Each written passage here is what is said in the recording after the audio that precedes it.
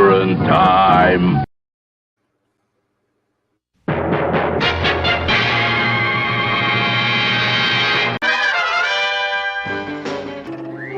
Atomic batteries to power. Turbines to speed. Roger. Ready to move out.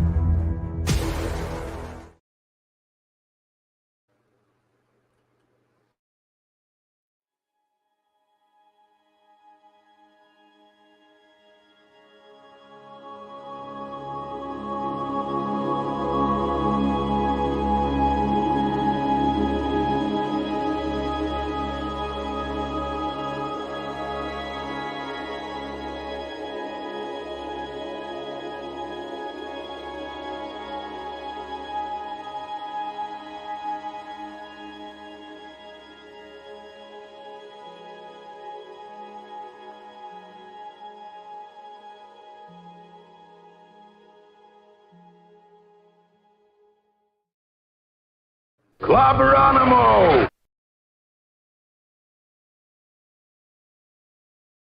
Clobberonimo, indeed. Hey! Hello, my friends. Welcome. Greetings and welcome to Clobberin Times Wednesday night wildcard Wednesday night. I'm all mixed up, but welcome to Clobberin Times issue number, 474 on YouTube. But now it's just a little over 2.5, not even 2.5 years yet, a little under 2.5 years. 1,174 for the whole 13.5 plus years, whatever it's been since I've been doing this. Why has no one stopped me yet? I don't know. This is pretty strange. You'd think they would by now. But anyway, hello, my good friends. Welcome to a wild and crazy wild card Wednesday night that I have no plan whatsoever, so I don't know what I'm doing. I don't know what I'm doing, but I'm going to do it anyway. How about that? Good to see you all here with me tonight. Thank you so much. On a quick show note, a big shout out to the great Stone Loki. It was fun hanging out with him and the great Classic Comics and my good old buddy 24/7 on the Comic Book Roundtable earlier tonight on Loki's Fine channel. That was great. And of course, shout out to Tom and the Midnight's Edge guys. So hanging out with them last night was a lot of fun. And of course, the only other show note, of course, is tomorrow night I will be hanging out with Tom and the Midnight's Edgers again. Midnight's Edge After Dark, I should say. 6 p.m. Central. 6:05 Central. It's about a night, and then at 9 Central, as always, the clubhouse is open with my wonderful first officer, R.M. Raquel Briggs, and the great chief engineer, Mark D. with a C. Friday night, should be hanging out with Nick and the Comic Shop Gang on my great friend Nick Weiser's channel. And of course, Saturday night, here we go again, Star Trek. As in Saturday Night Star Trek, of course. We're starting season 4 of Star Trek Deep Space Nine with technically, it's almost like 5 episodes since one's a longer one, The Way of the Warrior. We're going to treat that as one story. So 4 stories. To start off season 4 with a bang, in our endless, seemingly endless, not endless, but long quest or mission to review all of real Star Trek 66 through 05, 735 Club, except no fake substitutes or filth. And then, of course, Sunday night, I'll top it off at 10 p.m. Eastern on our great friend Mark D with Mark D with a C's amazing channel. Check his channel out if you haven't already. For the Sunday Night Geekery, which is always fun. So, all that said, let me start saying some hellos to all of you wonderful friends here with us tonight in the chat. Before I do that, I shout out to anyone who happens to be lurking, or anyone who happens to be watching this later on a repeat or a download. It is much appreciated. Thank you so much. As always, the big time wrenchers get acknowledged, of course, the great Eric K, the bronze wrencher. Thanks again, buddy, for all you do. And thanks again for that great picture and that amazing picture you sent me. I still really appreciate it. Shout out to Ginger Ninja. You're the best, buddy. The fantastic Vindicator Wrencher of the North, Chris Persia. What's up, buddy? Thanks again for all you do, my friend. You are too kind. What a great pal. Great friend of this show. Another great friend of the show, of course, is the Wrench of Iron himself, the great D. Bud Martin. And thank you, buddy. Appreciate you so much. Let's see who's here with us tonight. All righty. Guagnar, what's up, buddy? Look who's here. Lisa, the lovely Lisa is here. Lisa, I hope says, headache. Well, I hope you feel better. But the lovely Lisa, it is always a pleasure to have you here. Thank you so much for popping in. Appreciate it. J-Man brother. The great J-Man from the great J-Man channel, which he has a wonderful one. And I have a lot of fun hanging with him and talking, and hope we do some more reviews together again soon. Good to see you there, buddy. Hope you're doing well, you and the missus. And our buddy Sean. Classic, and our buddy Steven, of course. Classic Comics. It was fun hanging out with you tonight. Good to see you, buddy. Let's see here. Who else? Lemon Pie. Hello, Lemon Pie. Welcome. Claude Salang. Hey there. Good to see you there. Could not be reached for further comment. Hello. Max Redstone. Good to see you. What's your price for it? What's your price for flight? I like that. Michelle O'Rourke Johansson. Oh, I did see that picture that you posted at the Baxter Building. Thank you so much. I always love thing art. Thank you. It's good to see you, Michelle. Let's see here. A Ptolemy's minion is here, and that means the pupper is here. Shout out to the Clobberin Times favorite little puppy dog, Simi. I hope you're doing well. And a Ptolemy, my dear, I hope you are doing well. Good to see you. Let's see. Who else is here? JT Kirk, what's up, dude? Trevor Cunningham, hello there. Thing jumped on me. I think I got everybody. Of course, people will always be duly noted and acknowledged when they show up. Max Redstone, buddy, good to see you. I hope you're feeling better, bud. Hope I did not miss anybody. The thing to jump on me, but I always have to pull the chat back to make sure I didn't miss anyone. So it happens. But anyway, doesn't matter. Look, folks, because it's wild card Wednesday night, which is just another way of saying I got nothing. And it's a wild card kept open for when I do. Sometimes I do a topic here on Wednesday nights, and other times I just hang out with you. Just you and me. Once in a while, I get a friend pop in here and there. And I will do so again if and I'm always planning on doing like the open stuff. I miss Flash, man. You guys would love Flash if he had been a regular here. He used to be on with me, of course, on the old in the old BTR days. For those who are new, BTR was called Blog Talk Radio. That's where I did my first 700 episodes in first 11 years on a thing called Blog Talk Radio. Could not be reached for further comments. Says someone say art. I'm drawing art. Oh, you're drawing right now. I did not know you were an artist, my friend. Well, that's great to hear. I did not know that. So, but yes, Flash was Flash was on there with me almost all the time when I would do my BTR show, which is, it was similar to this, but it was more like a live. It was a podcast, but it did have it go on for 2 hours live. Oh, Trevor Cunningham, I heard about that. Let's see here. It says, great documentary on Dave Stevens, Drawing for Perfection, starts streaming on this Friday. Trevor, would you happen to know where I will be able to find that when it comes on? I've got to see that. Which format, which platform that will be on? The lovely Sherry. Oh, my dear, the beautiful Sherry. Good to see you, lovely, beautiful Sherry. I hope you're doing well tonight. It is good to see you. Let's see. Where are we at?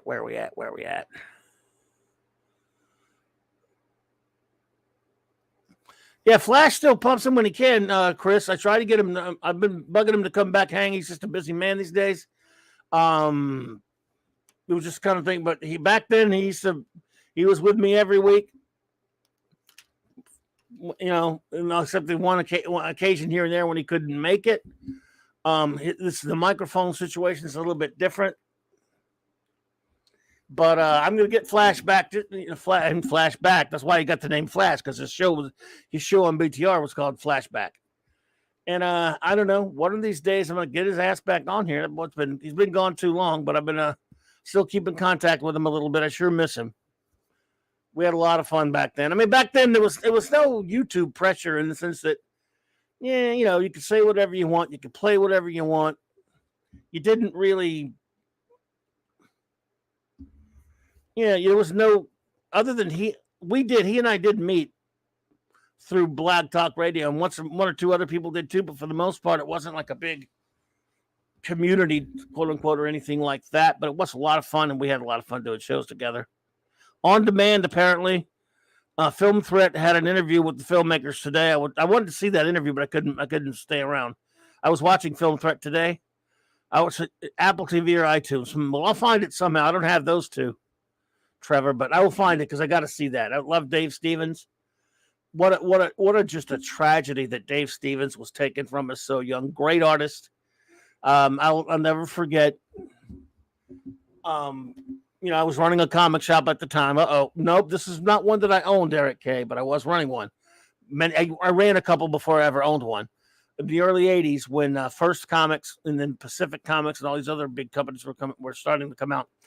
And Pacific Comics put out a book called Star Slayer by Mike Grell, and issue number 2 had a backup in it called The Rocketeer by some guy named Dave Stevens. And loved it from the very beginning. This was like 1982-ish, somewhere up in there. 82, 83, ballpark. And it's kind of amazing that it was inside of a decade that he got a Disney movie made out of his character. That's pretty big considering he was not by the big two, Marvel or DC, and they didn't appreciate his popularity, of course. He was, and he didn't have a lot of comics. There weren't a lot of it. Dave Stevens' Rocketeer comic book was sporadic in the extreme. It was in the backup in Star Slayer. Then they did a little thing called Pacific Presents, where it shared a book with a Steve Ditko. It was a Rocketeer story with a Steve Ditko side story or co-story in the book. And then later he got Rocketeer Adventure Magazine and a few things here and there. But for the most part, there weren't a lot of Rocketeer comics. But it was so big and was so well liked for an independent comic like that to shoot up so much that Disney takes notice and actually commissions a big movie of it. I know it didn't do that well, unfortunately, but I love it. But it was a wonderful movie. I loved it. But just the Disney film, not by Disney. It's amazing when you think about what little shelf life Rocketeer had. Within the span of a decade, got a Disney movie made. What forget about how well it did or not. Chris Berger says, What? Clobby owned the comic shop next to tell D-Bud. Don't see. Remember, I said this was not the one I owned, though, but yes. I can't even remember. There you go. There it is. There's the whole what? Clobby owned the comic shop. I don't know. They're trying to make me self-conscious about mentioning it, I guess is the thing. I know they're just ribbing me, but I only mention it when it's pertinent to a story, though. But I guess it's just going to be a cross I'll have to bear. See, you guys should be able to pick on Gary like that because Gary's in the big leagues. Gary's the man. Gary is the man of geek YouTube. There's no question. I'm nothing. I'm a small fry. I'm an amoeba compared to Gary. So why pick on the little guy? You know what I'm saying? Why do you want to be mean to the little guy? Well, not little in real life as a little guy. I'm not like 5 times Gary's size, but I mean, but you know, Gary, like he can take it because he's Gary, and he, like that channel. Like I said, I'm an amoeba, a minnow, not an amoeba, a molecule compared to his channel, and yet you're going to be mean to the little guy. Good, I just don't know about some of you people. 6, oh my goodness, hey 6, I love you. $3 super sticker, thank you 6. You were too kind. I love the lovely 6. So great to see you. Could I said Brian Andrews said that Marvel Studios considered adding the Rocketeer to the MCU via what? Oh God, no.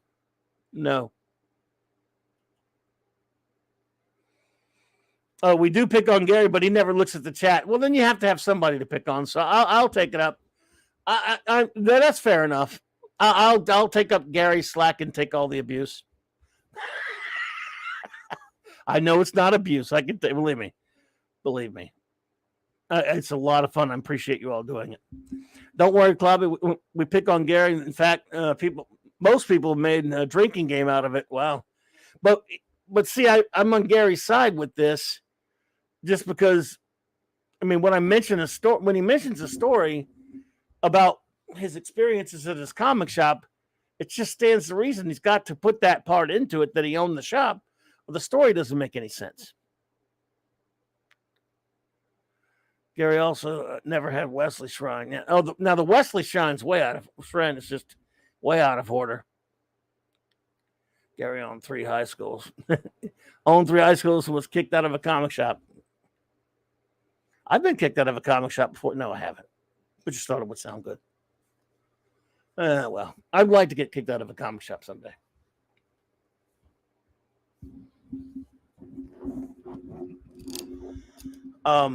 So anyway, I can't help it.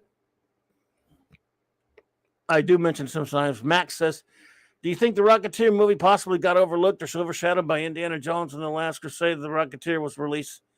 It was released 2 years after. No, I think it got annihilated by the Terminator 2. Cal-El, Stephen M., what's up, buddy? Max, I think it was just it came out at a time when you had big movies like Terminator 2, and it was an old-fashioned kind of a throwback type of a film, and it just got eaten alive, which I think at that time, it was the early edgy 90s. It may have been a little late, I guess.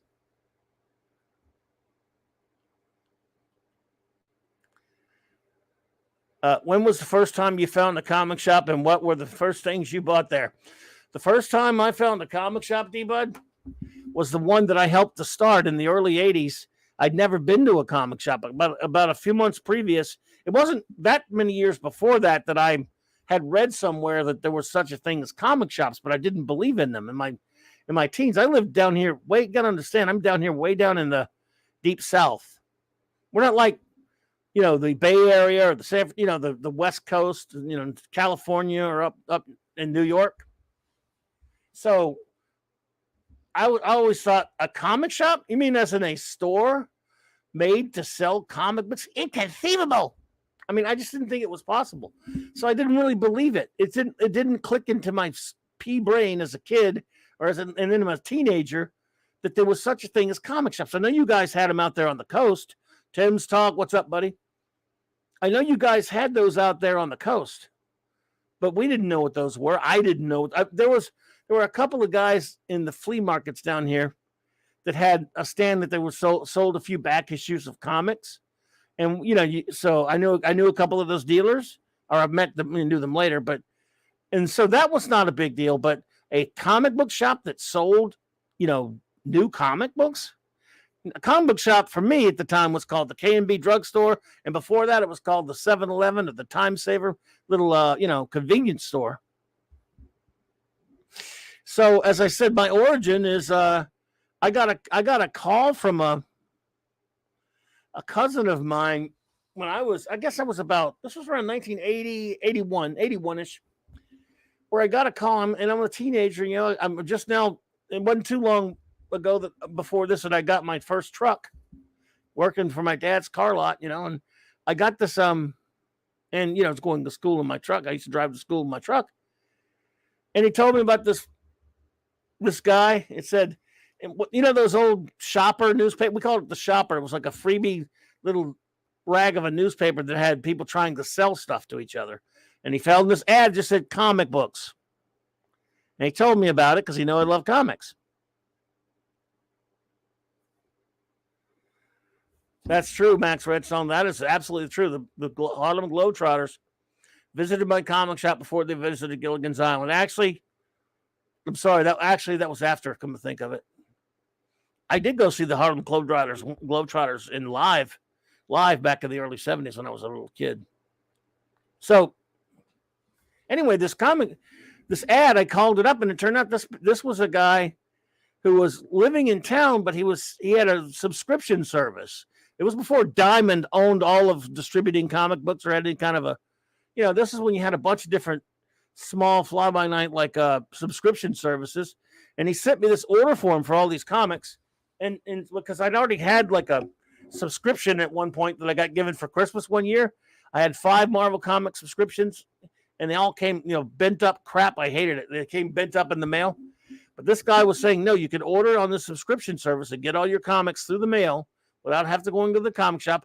And they had some non-mainstream stuff that wasn't available at the comic shop. I remember when I first looked at that order form, I saw this thing called Cerebus the Aardvark. I didn't know what that was, but I ordered it. Of course, it's Cerebus. I saw this other thing called the Comics Journal. I've done a whole show about comic fanzines. I see this thing called the Comics Journal, and I'm like, I couldn't barely wrap my brain around the concept of that there was a magazine about comic books. How's that possible? Because, again, it's pretty isolated down here. I didn't know what fanzines were. I was 16 years old. We didn't see that stuff. You didn't really see all we saw was the main Marvel comics and DC comics and, the Charlton and the Archie stuff and the Harvey stuff. But I didn't know any of this stuff. So I get this subscription. I started ordering. I didn't even know you did it monthly. Let me order all these comics. I ordered them. I didn't know what I was doing. And I ended up talking to the guy on the phone who ran the thing. And he started talking, and he actually, out of his front of his house, I could go pick up my subscription. And it was way across town. I lived a good long way out there, but I had a truck. I drove out there to get it. And we became friendly. And eventually he talked about how he was in his backyard, which was facing a busy street. He had this tiny little garage type thing that he was thinking about opening up a comic book store. It's like a whatty store? A comic shop. It's going to be a comic shop. I said, what in the hell? Is there such a thing as a comics? I didn't know. I'm way down here in the sticks in 1980, 81. It was 81-ish. So, hey, he said, you want to help me run it? Help me. So I helped him put that together. So that's a long-ass origin, idiotic answer. Sorry for the long answer, D, but that's the first comic shop I ever went to, the one I helped to start, open up, and run and work and sold comics in. I didn't know of any other. I didn't even know there were other ones around the country. That's how stupid I was until later started, he was telling me because he was a little bit older than me. He said, yeah, there are comic shops that sell comics. I was like, I did guess maybe if I read about that, I didn't know. All I knew that you went to the store, you went to the drugstore. Yeah, a magazine about another. No, a magazine about comics, though. It was a magazine, and it was called Journal, remember, Max? So it was a magazine where you could read and get news and information about comics. So, no. Yeah, I mean, I guess it sounds silly to you right now, but this was 1981 when you didn't, when you went to the comic stand, newsstand, all you saw was comic books and Warren magazines and stuff. You didn't believe me. The Comics Journal wasn't on every magazine, so no, it was a weird idea to me. I know you scoff at it now, Max, but no, it was different for me, buddy. And of course, I devoured it, loved it. So, what are you going to do? Anyway, that's my origin of first getting comics. Now I've almost forgot the question that Debut asked. Oh, Debut asked us for my first comics. So that's my first comic shop. What's everybody else's first comic shop? Of course, and again, I guess a lot of you were born when it was just a given that there are comic shops, right?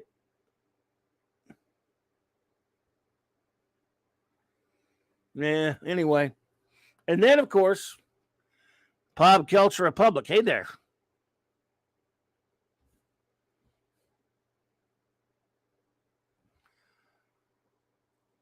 Yep, that's it. Clobberin times. That's me.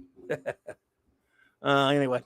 So, yeah, so I know you all probably, even before, if any of you who are close to my age, you probably already knew about comic shops.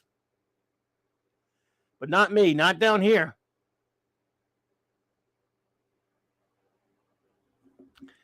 Yeah. First comic shops. But there were many comic shops around the country before that. I know that now. In fact, when I would go on trips, I would try to go to other comic shops.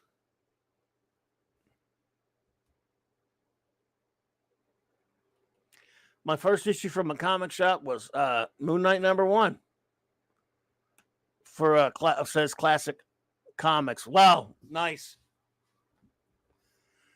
Yeah, buddy. But anyway, so because I mentioned that because we were talking about the Rocketeer. That was to think of a comic book to go like in 1982 in a backup comic at that, a backup of Star Slayer.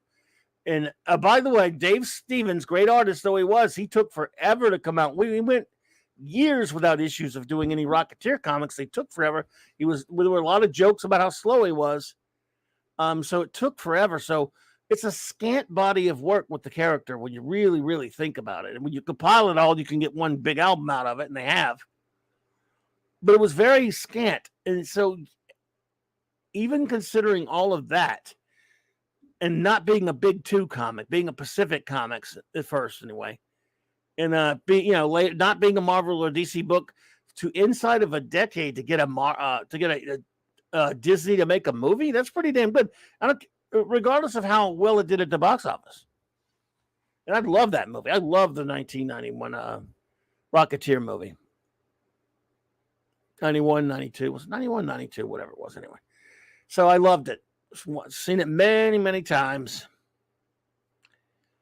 And I'm looking forward to seeing that Dave Stevens documentary about him because he did pass way too young. Dave Stevens, and of course, I guess that thing's also going to talk about how he really helped the late wonderful Betty Page in the 80s. When she's gotten pretty old, of course, but he really helped her out a lot. He and Greg Theakston with the Betty Pages.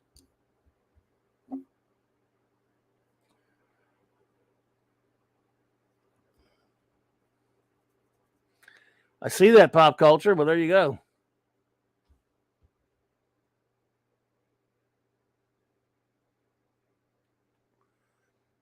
Menimus said Dave Stevens was a perfectionist and his own comic fell behind more profitable assignments. Yeah. But people still used to joke about him being slow. But he was a perfectionist, though. Stevens says, I really enjoyed the Rocketeer movie, and surprisingly, so did my parents. I remember thinking while I was watching the film, though, how come his back never gets burned by the rocket pack? Because he's the Rocketeer. That's why not. Boosh McFadden, what's up, dude? Can't stay. Well, it's okay. It's good to see you pop in, man.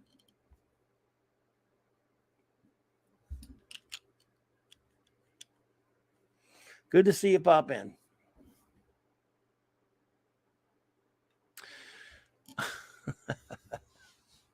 Well, yes, Timothy Dalton was an excellent British baddie. Absolutely. So, man, well, there you go. So, anyway, for those who arrived late, this was someone Dave Stevens came up because and I saw Film Threat was going to be talking to the guy, but I didn't get to watch all of their stream. But apparently, this Friday, a documentary about the late great Dave Stevens will be released. Whoever mentioned that in the chat earlier, could you let us know again what the name of that documentary is, please? I could shout it out again because it's past.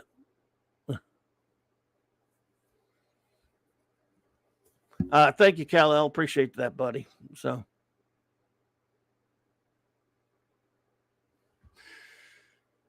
but it did make me sad when the movie came out that it didn't do as well.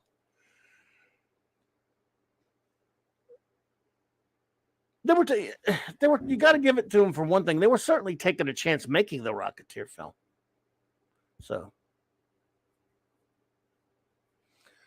could not be rich for comment. Yes, the Rocketeers tribute to Rondo Hatton. Yes, that guy sure looked like him in the movie. Yeah, good cast. Billy Campbell was really good. He was very, very well cast in that thing. As was Alan Arkin. Was great in it. And of course, oh boy, Jennifer Connelly. Oh my, oh my, oh my. Was she something or what?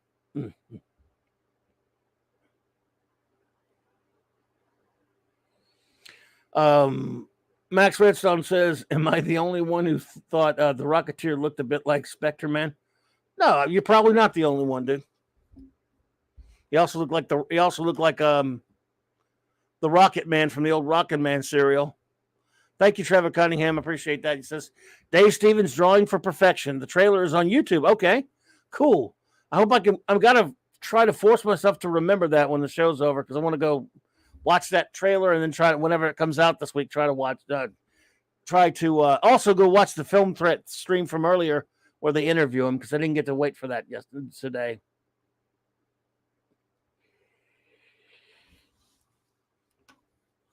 Yeah, Commando Cody. That's right. Yeah, classic. I believe you're right. Chris Purchase says, first comic I got an actual comic shop was Marvel Comics Presents 72 before setting up my pull list. Wow. No, you're not too young then. You're younger than me, but well, hello there, Retro Nerd Girl. I'm honored to have you. Retro Nerd Girl has an extraordinary channel, everybody. If you haven't seen that, I just learned about it today while watching the aforementioned Film Threat live stream today. Chris Gore had mentioned it, and he talked about her videos and how he loves her videos. So I can't wait to go there and watch more of those videos. But please, if anyone can get the link, if any friend can find that, let's put my retro. I mean, obviously she has a way bigger channel than I'll ever have, but still, if any of us here have not, please go subscribe to Retro Nerd Girl's channel, and it's great to have you here in that Retro. It's good to see you, my friend. Good to see you, my friend. I'm glad you were here. But yeah, today's just kind of open, just doing an open talk thing like I do on Wednesdays. Anything anything goes pretty much on Wild Card Wednesday night. That's just my excuse for not having a topic.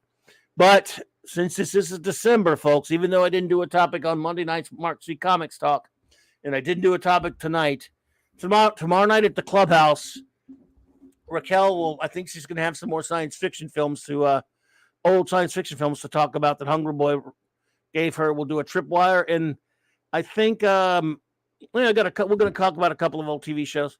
That's tomorrow night, of course, but Saturday night, as always, we have the Saturday night Star Trek. But I think I'm going to come up with some, at least for the next few Mondays, we're going to have some topics. And the next 2 Wednesdays, hopefully have some topics. I'm trying to get my good buddy And I hope you're out. If you're out there listening, buddy, retro blasting, buddy, if you are, I hope you'll come on and talk soon.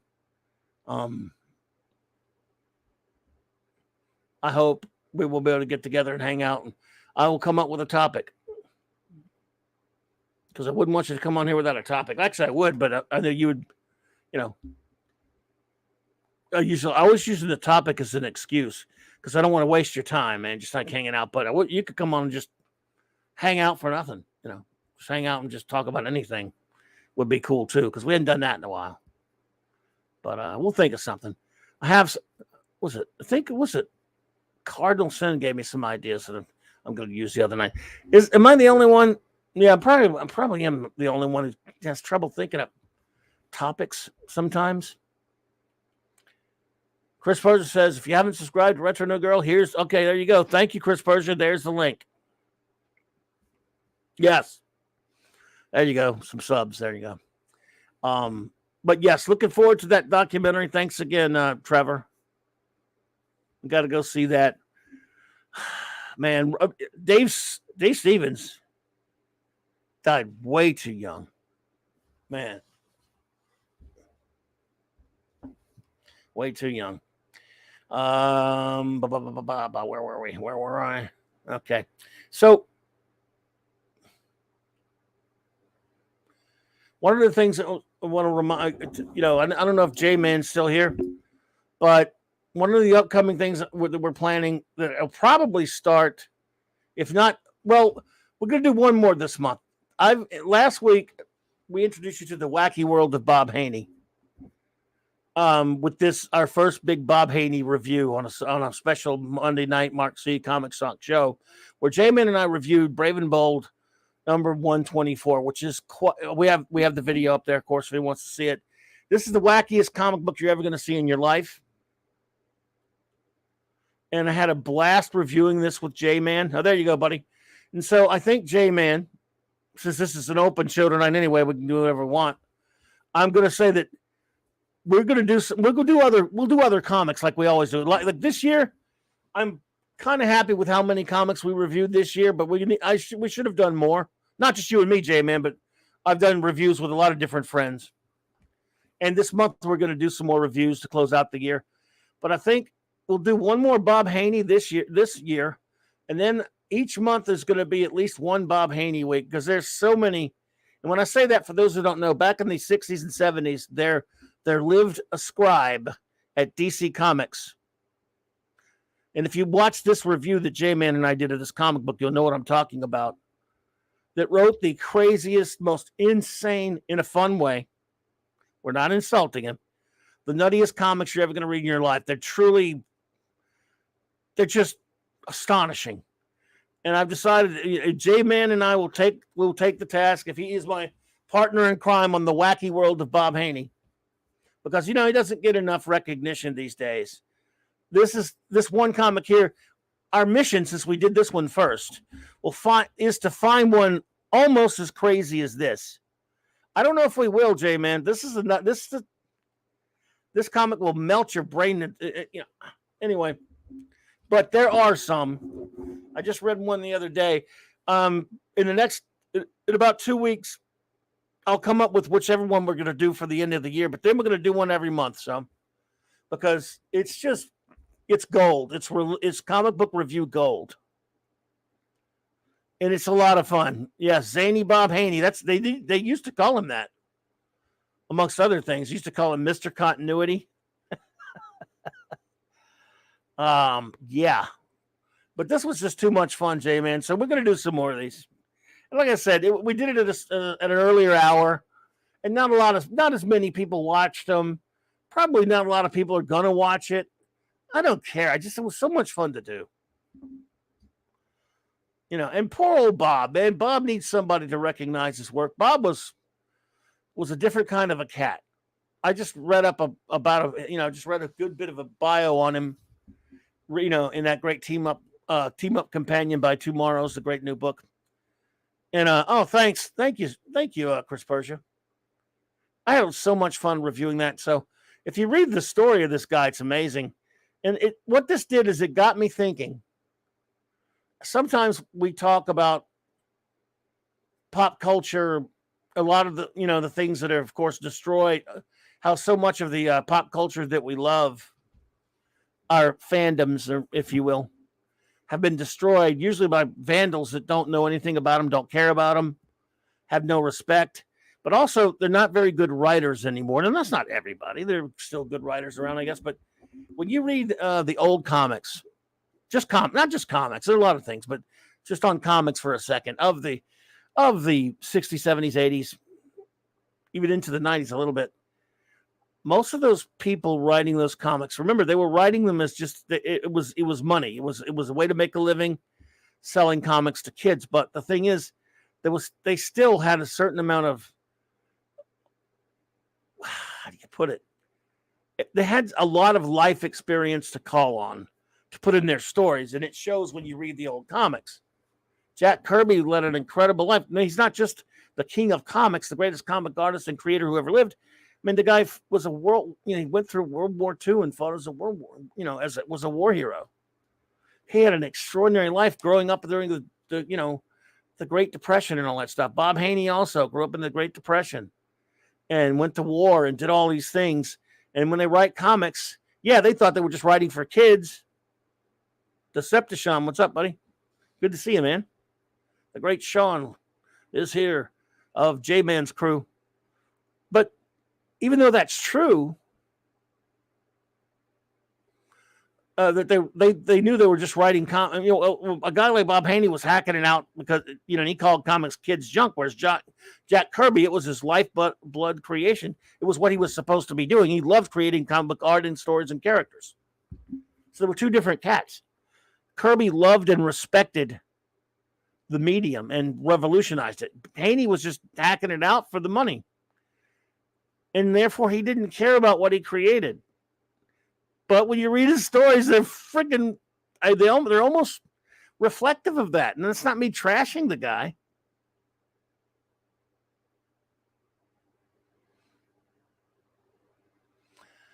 And by the way, going back a bit, I love his work. I love it. It's so hilarious. So we're going to have good fun with it. By the way, Retro Nerd Girl, I saw that you did a video, Chris Gore was going on about the first Planet of the Apes film. That's first on my list to go watch because I love that movie. Just so you know. So I really can't wait to see your channel there. Everyone, please subscribe to Retro Nerd Girl. Let's see here. Wagner says, if you haven't picked up the Haney comic yet, I nominate Brave and the Bold 115. Is that the one with the Teen Titans? I need a little bit more than the number if you can, Wagner, because there's so many of them. He did so many issues of Brave and the Bold. Trevor Cunningham says, same for movies. A lot of actors and writers, excuse me, I admire, had gone through world wars. Their life experiences count for, yes. Now, you can't hold necessarily anyone's life experiences against them. Their lives are what they are, but let's just face it. Most writers didn't start when they started trying to write when they were very, very young, but many of them didn't get noticed as writers till, deep into their lives. In some cases. Oh, is this the Batman? Batman dies. Good. Yes. Batman dies and the Atom animates his corpse. Is that when the Atom went into his, they actually adapted that. Didn't they adapt that in a Batman Brave and the Bold episode? Is that when he goes Fantastic Voyage? Did they rip off? Did they rip off Fantastic Voyage in that one, or am I thinking of another one?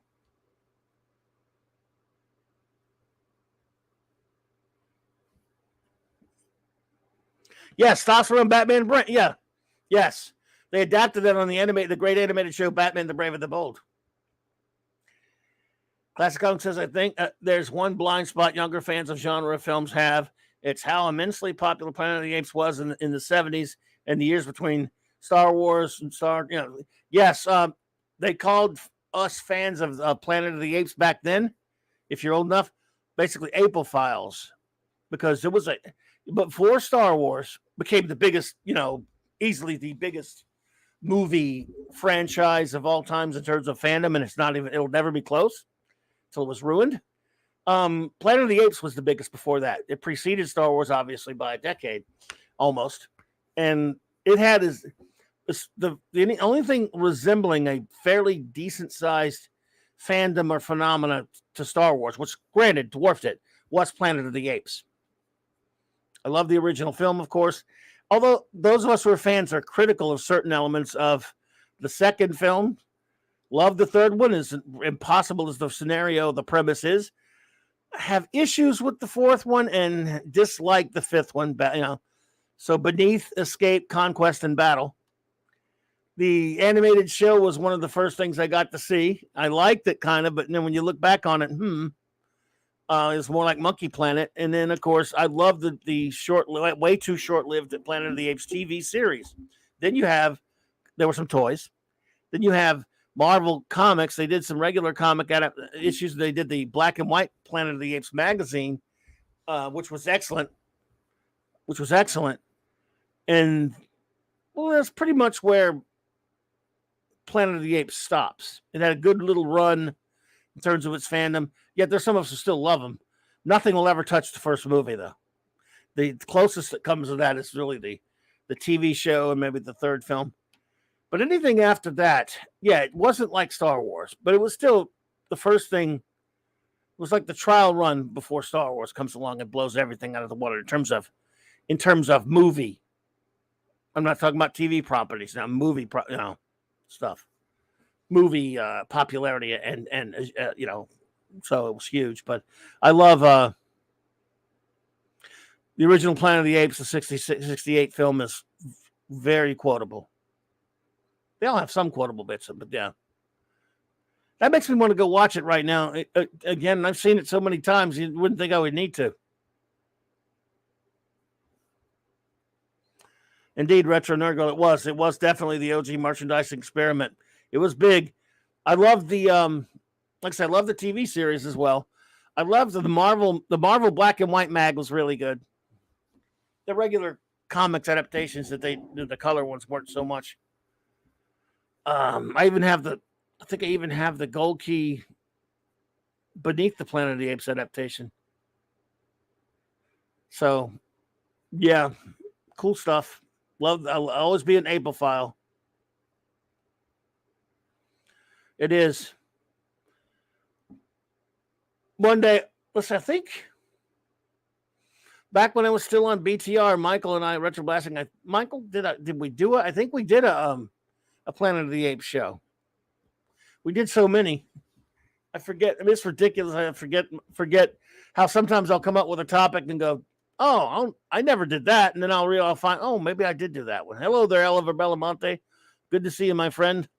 Decepticon says Kirby worked all day into the night, banging out more pages than his colleagues per day to provide for his wife and kids. The appreciation for life in life shows in his stories and characters. That's absolutely brilliantly said there, Sean. It's so true. Bob Haney considered himself to be working on something that was beneath him when it comes to comics. And his comics reflect that in his stories and stuff, but they're still funny. Yeah, Oliver Belamonte, I meant to mention this, and I forgot. It's true. From those not familiar with Peter David, the comic book writer of some repute over the past 30 years, he has had he's been hospitalized with a couple of heart attacks. And so, yes, he's already reached from what I've seen, he reached the goal of his expenses. I don't have the links to that, whatever, but yeah, Peter David. So anybody who has thoughts, prayers, anything like that, let's hope he gets better. He's been having some medical issues. So good luck and get well soon, Peter David.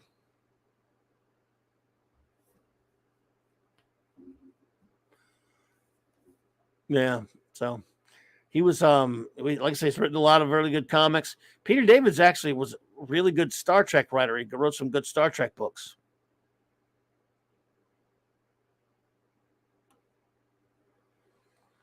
He wrote some pretty good Star Trek novels. The Rift, Q and Law. I think Q Squared. I think he wrote Q and Law. I know he wrote Q Squared. amongst others. Even wrote a couple of Babylon 5 episodes, and he wrote a Babylon 5 book, I think. Of course, and he, wrote tons and tons of comics. Very prolific. Prolific writer was Peter David. So I hope he gets well. Seen him a number of times at Dragon Con.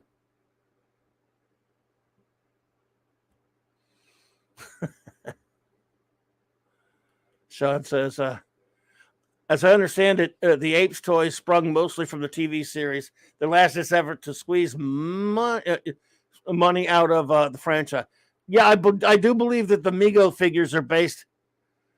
Are they all based on the TV series, though, Sean? I can't really remember now. See, back then, for some reason, and I was an Apes fan, I don't remember seeing the toys around where I lived. The only Migos we got were the superhero Migos when I was a kid. When those were coming out, I don't remember ever getting to see the Apes figures. I mean, if I did, I don't remember it. I mean, I was old and I was the target audience. Maybe the stores down here didn't have them where I was. I don't know.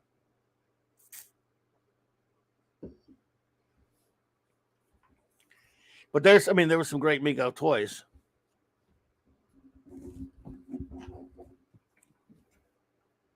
So I wish I did have them, though.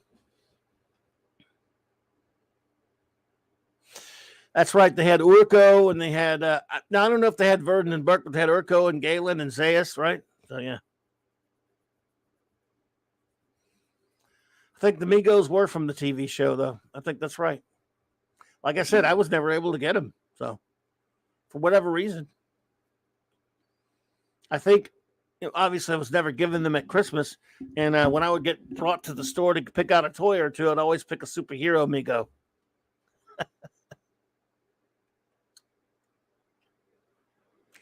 I remember seeing a jointed giant cardboard toy on eBay based on a character from the Marvel Apes magazine with Plug art. Yes, Mike Plug's Terror on the Planet of the Apes, which was a story running through in the Planet of the Apes black and white magazine for Marvel. That was a great one, Terror on the Planet of the Apes. So yeah, Mike Plug that was one of my favorite things he's ever done. Monica D with AC says, Mego Planet of the Apes. Oh, Miz online. Oh, there you go. And pop in if you need it, if you feel like it, Mark. No pressure. It's up to you. You know the way. Planet of the Apes was Mego's first attempt at making toys based on a movie property, and they put in that extra effort to get it right. In February 1972, they unveiled their 74. Sorry, they unveiled their Planet of the Apes line. Yeah, but that was, like I said, wasn't it? They did have some movie stuff in there. Didn't they? I've seen pictures. Didn't they do Ursus? Or did they do Urko? Urko. Now I can't remember. But then again, like I said, I never had those toys. So, yeah. Whichever they did, I love the TV show. But it's a crime that TV show got canceled. It's a damn shame. Mark Leonard was just sensational as Urko.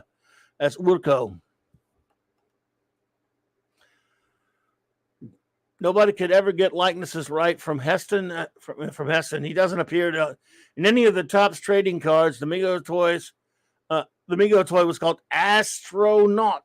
Yeah, or the way what's the way on the TV show? The way Mark Leonard said it, Astronaut.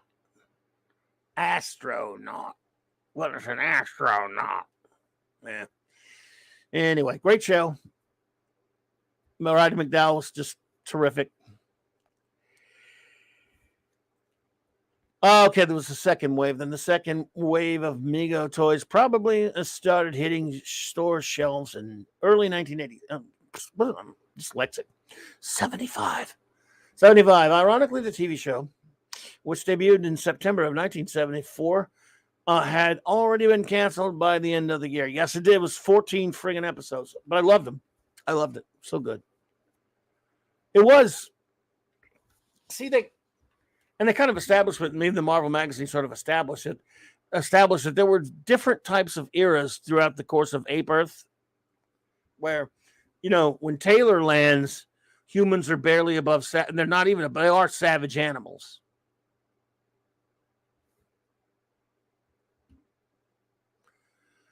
When Verdon and Burkeland in the TV series, humans are tame, docile, but intelligent creatures that are just conquered by the apes. So that was a couple thousand years before Taylor landed, obviously. And they even said it. There were no Charlton Heston trading cards because they were unable to pry them from his cold, dead hands. Max Redstone. That's right, buddy. I got the Caesar's Bust DVD collection. Oh, cool. Oh, I have a friend of mine that has that. I wish I had it. Which had all the shows and cartoons and movies. Great set. Then I upgraded to Blu-ray and just kept the bust. Did you get rid of the DVDs? Dr. Zayas. Yep, I love that. Yes, Mark Leonard was fantastic. I mean, yeah. Yep, he was. Although I did kind of like, as far as gorillas, he's the best. But as the other gorilla in Beneath the Planet of the Apes, James Gregory, when he gave that speech and said, "The only good human is a dead human." Let yourself in, bud. Hey, I'll wait till you finish that great quote. Hi, everyone. Hail to the chat. Welcome, everyone. Mark D with a C. What's up? What's going on? Just finishing some late night projects. Always. That's the problem with the interwebs, which is good and bad. You can do work late at night, right? When someone has a problem. Yeah. Well, I'm glad you kept them all, Jay, man. Yeah, you got to keep that stuff. Yeah, I love the Planet of the Apes. So I have, I had the cartoon and the TV show. Both I bought on DVD years ago. I guess those are tough to get now. I'm not sure. I don't know. I don't think so. Were they out of print or? I still have. Have they put the TV show on Blu-ray? Because that's all. I mean, I have the old DVDs, of course. I don't think it ever made it to Blu-ray. I remember for a while there in the 80s. I think it was the 80s. They came out. They movieized the TV episodes, except they left out 2 of them. Okay. 2 they just didn't show. And I think it was 2. And then they just showed movieized versions like for a week. It would be Planet of the Apes week. And I just recorded them and watched them over and over and over again. Then they finally put out the DVD set way, way, way back, which I have. And of course, yeah, that's what I have. Yeah. And there were 2 episodes that were on there. I don't think it's 14 total. And I've watched this so many times. Yeah, the animated series. Okay, it's still available for 13. Yeah, you can get that. It's out there. Yeah, I wasn't sure. And then the TV series is also there on DVD. I think I may have saw the animated series before I got a chance to see the movies because it was like the early 70s it came on. Yep. It was Doug Wildey who did Johnny Quest. He worked on that show. Yeah, it's the same animation. Yeah, you can see just from the cover art. Oh, I ordered it on November 12th, 2007. See, Google, Amazon knows it's been out a while. Yeah. But what a great idea for a kids' TV cartoon, right? Yep. It was more based on Monkey Planet, the first book, because they had technology. They had Jeeps and radio and stuff. Yeah. I'm saying us kids in the 70s were pretty hardy, Could you imagine sending kids today back or send them to the future where society's been decimated? I mean, wow. As a Saturday morning cartoon. Yeah, that's true. When I was a kid, I was fooled by the stitched together TV movies. You saw them too, huh? I thought there were 5 more Apes movies. Yeah, they were movieized, so yeah, they felt like that. Even though one story just went into another. So they did that where you were too, Decepticon. There you go. Yeah, it was. They did with the Spider-Man TV show too. Yeah, they did that with a lot of stuff. Yeah, they would clip 2 together episodes. Movies, yeah, movieized them for.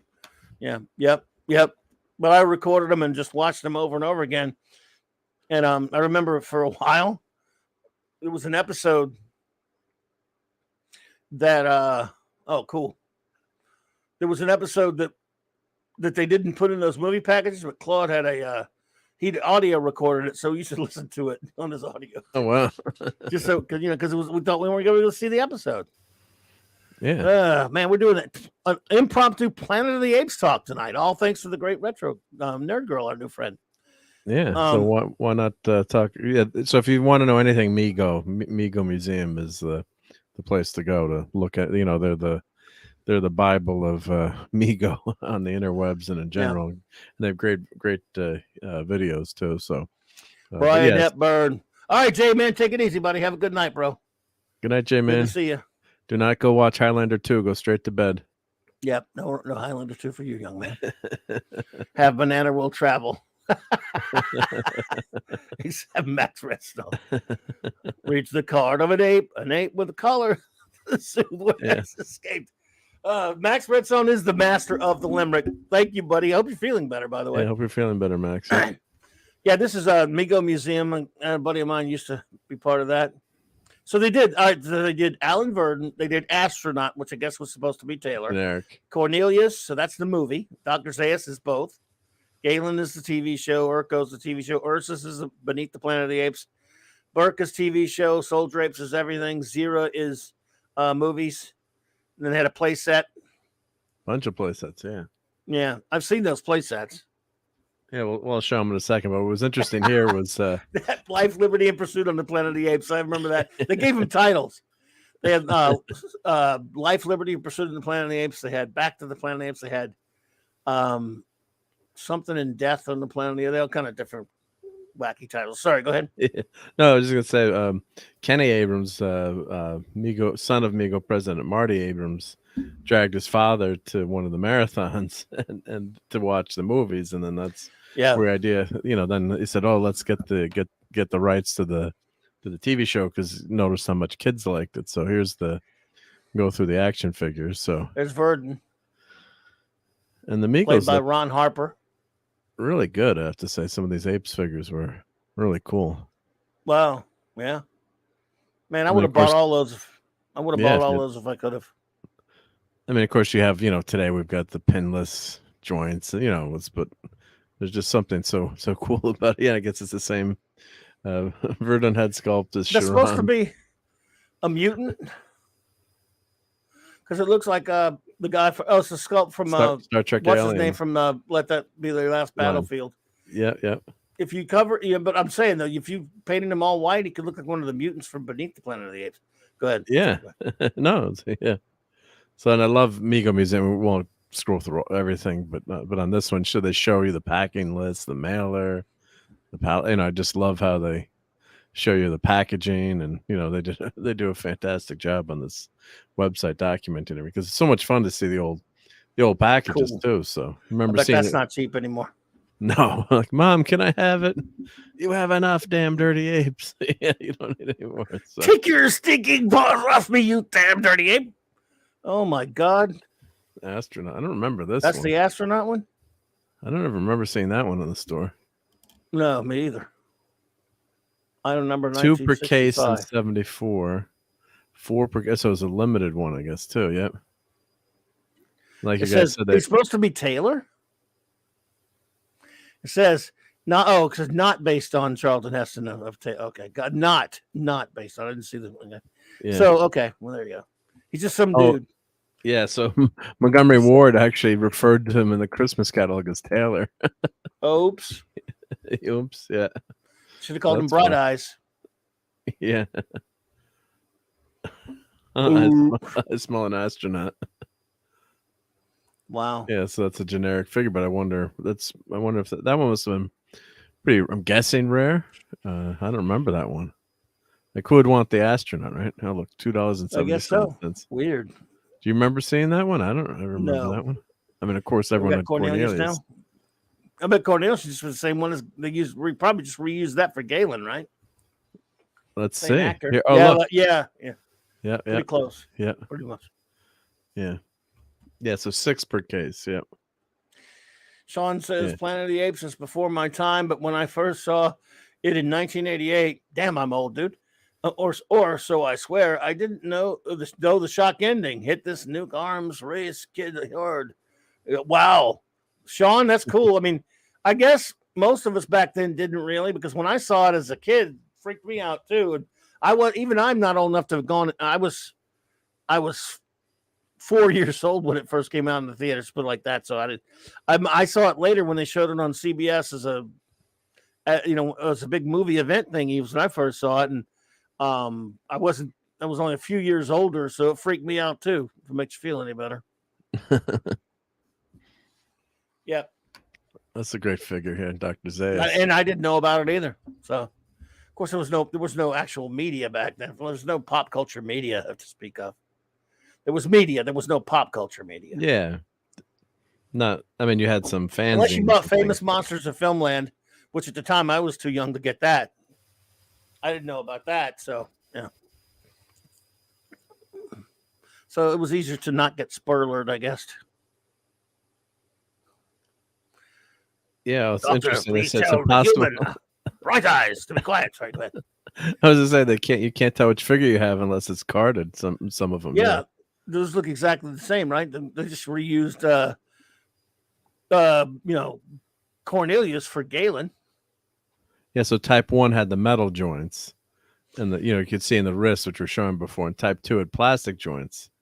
So Retro Nerd Girl, you were surprised by the ending as well. There you go. I'm glad because hey Dave, what's up, buddy? It's good that because I'm thinking there are probably people who had the ending ruined for them. So I'm glad you didn't. Sorry, continue. Whoa. No, that was one of the classical, great endings in movie history too. Urko or Ursus or both. Let's see. I'm pretty sure Urko didn't wear purple. Probably not, but some days he thought it looked good on him. I'm pretty sure Urko, General Urko, or Ursus for that matter, from beneath the Planet of the Apes. Neither were wearing purple. I'm just going to go way, way out on that limb there. Well, you had different accessories, different colored vests for different days. Yep. Yes. What is your major malfunction, numbnuts? Why are you wearing purple? It's better for camouflage, yeah. The only good human is a good human. I know that's Ursus and not Urko, but look. Same thing, yeah. Releases both deal. Ursus and General Urko, yep. There you go. Urko. I like James Gregory, but Mark Leonard was even better. Yeah. So of course, yeah.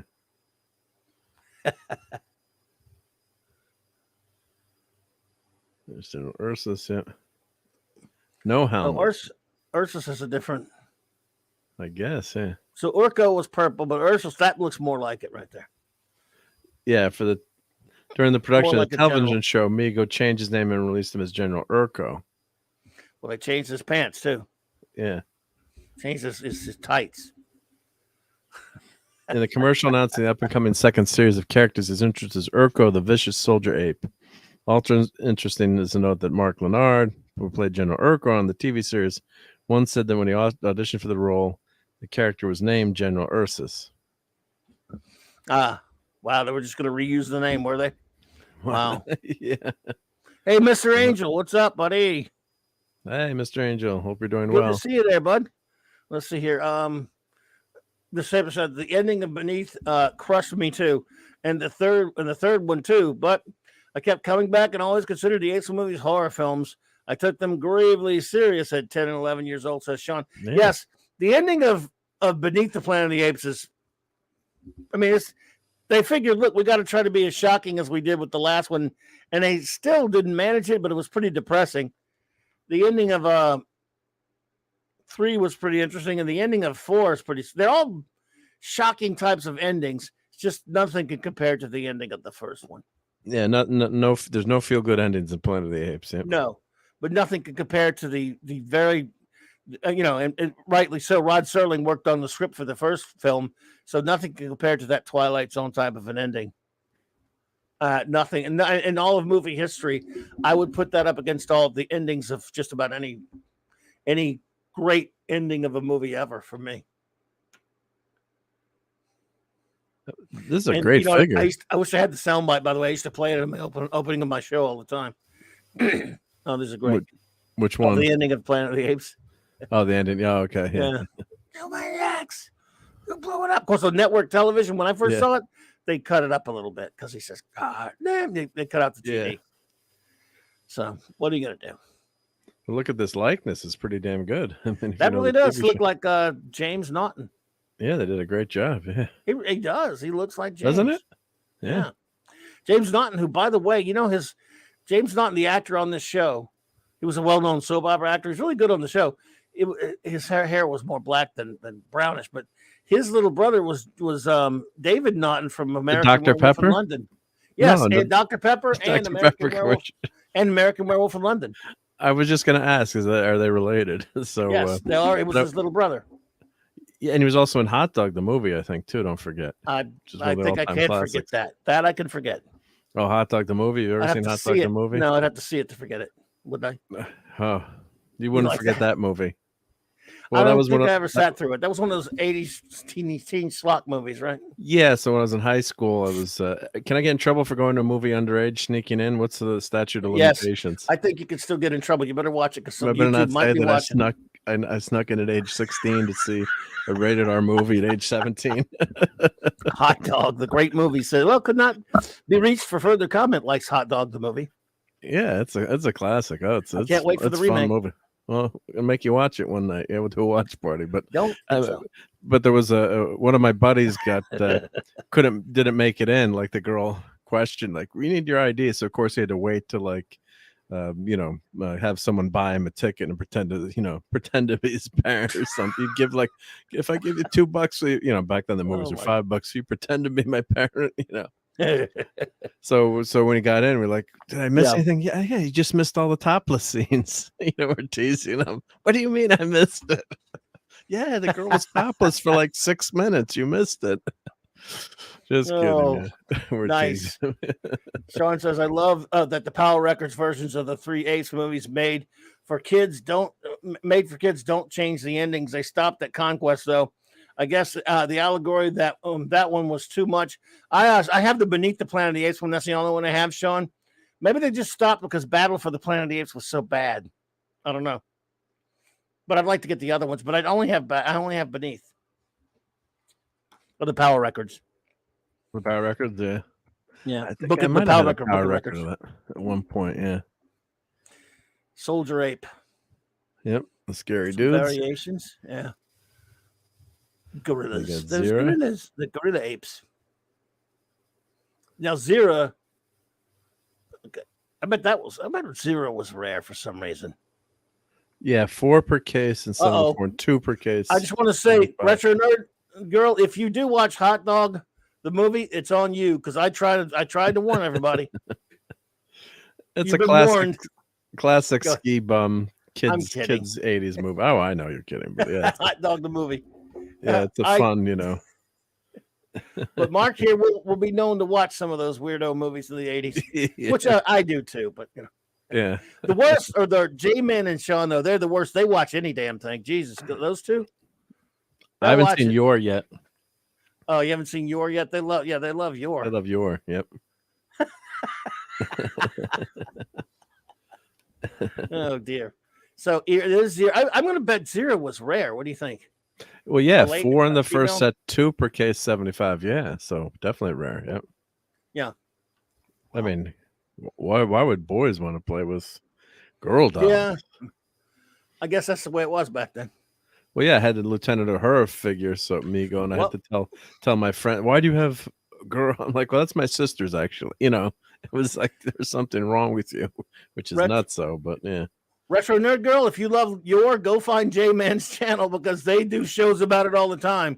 Recently, yeah. I mean, what did you guys do about your Decepticon? They even have a Facebook group about it. So if you love Yor, those are the right guys right there.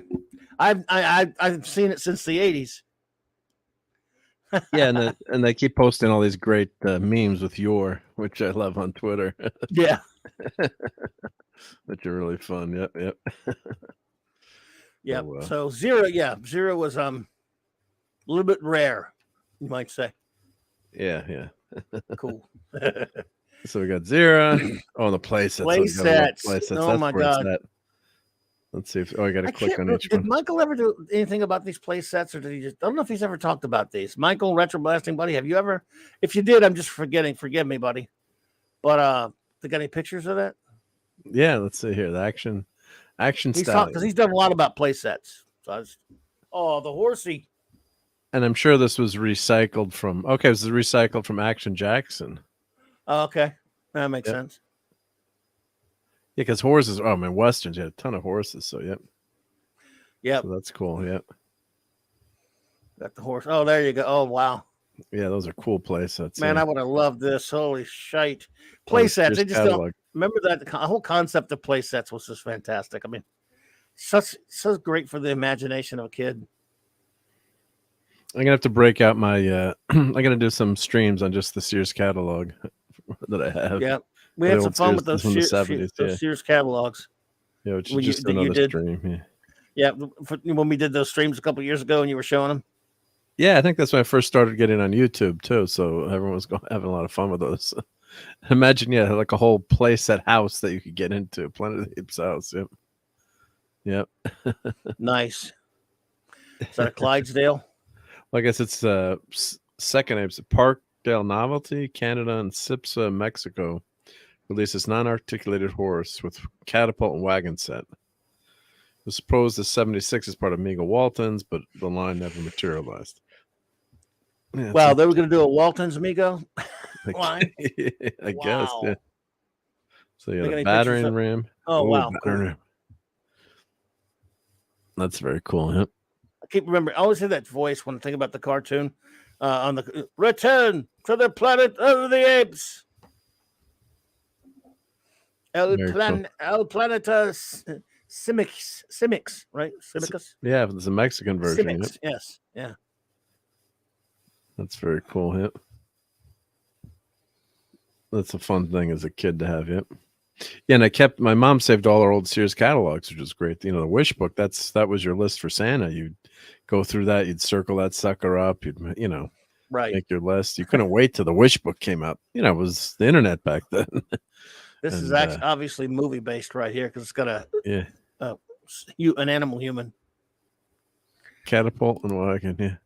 Nice. So this is a great gift for kids. Yep. Oh my goodness. Put the human in the Amigo. cage. Now these are some expensive suckers right now. Oh my god, yeah. Especially in the box. If you got the box. Wow. Forbidden Zone. Judson's Garage. What in the hell is there a garage for? Gotta fix your cars there. Old. That's when they were one of the old cities. Forbidden Zone Trap, yes. Oh wow. See, so Forbidden Zone was never even addressed on the TV show. Hey, Hungry Boy, what's up, bro? Good to see you. Hungry for Matt Turkey Hungry. Day leftovers, aren't we all? Good to see you, brother. What you're cooking? Yeah, don't worry. Cooking. Don't worry. No tripwire tonight. We'll torture you with tripwire tomorrow night. But so this is the Forbidden Zone was mentioned, of course, in the movies. But Okay. if I remember right, they never mentioned the Forbidden Zone at all on the TV show. Perhaps they were planning to, or perhaps they just didn't know what the hell they were doing. They just made these pictures like this. Yeah. No, it's just they come up with something, they have an idea, and a lot of times too, toy companies will reuse something from another toy and just repurpose it to save money. So that that I'm just guessing, I don't know this for a fact, but say they had this play set for another line, you just stick another overlay on it and change it up a little bit. And hey, now it's a Planet of the Apes toy versus a Wild West toy. So I'm not saying that's the case with this. Of course, one, but, a lot of times that's what would happen. The intro for the Apes cartoon featured dead bodies tied to upside down crosses in the Saturday Morning Kids cartoon. Yes, I remember them well, and we survived somehow. Imagine we survived. Yeah. Yes, indeed, because I loved that cartoon as a kid. Yeah. The Fortress. Wow, cool. Poor old Verdon. It was a scary damn show to watch. I remember watching as a kid. Your heart, you felt for these astronauts. So you never knew what was happening. It's a really good show, man. I've watched it so many times. So there you go. Cool stuff, McGruff. So what other play sets we got here? We might as well finish them. Yeah, whatever you play. There's more. The four. Well, this is the jail. Is this the jail? The rocket launch. Yeah. Oh, that's the jail. Yeah. Obviously not in this country. I guess. Let's see. It was. That's some crappy box art. Oh, it's cardboard. Box art bites. Yeah. That's when the apes were superior. Yep. So that's a junkie. It was a cardboard one. Yeah. Rock launcher. Ape has killed ape.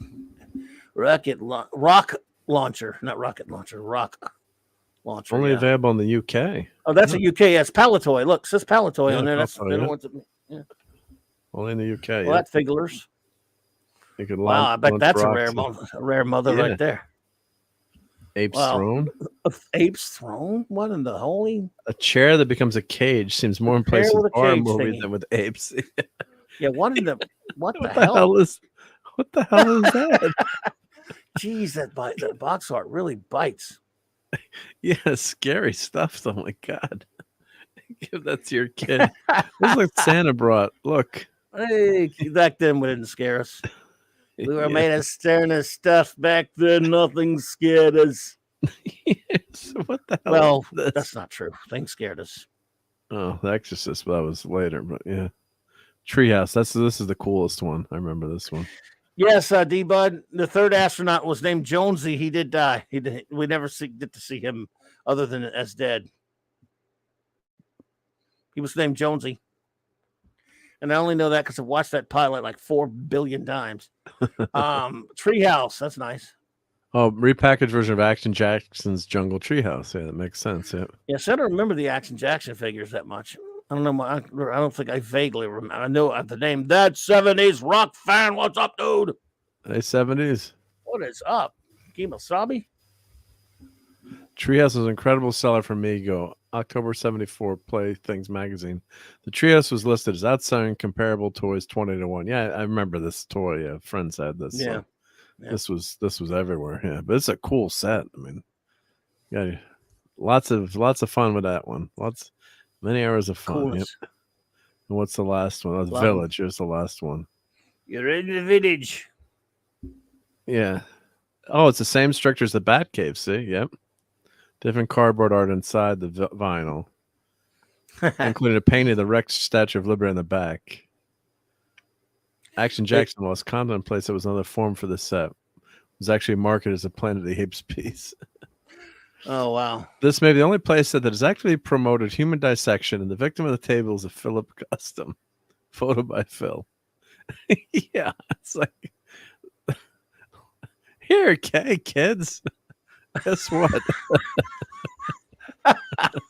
Look what the Statue of Liberty Kids, destroyed. it was so much better, more fun to be a kid.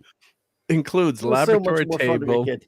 weapons bench, capture net and carry pole, detention pen, 3 control sticks, 3 rifles. All right. So let's tweet this out for Christmas. I just want this. I want toys for kids. We were sick bastards as little kids back then. Look, see that kid right there? That's me in the sense. I know if you ballpark about when picture was taken for this kid on there, I was that age right there probably. That's probably the age I was when this toy came out. Yeah. And I didn't get this toy, unfortunately. Maybe it is me. No.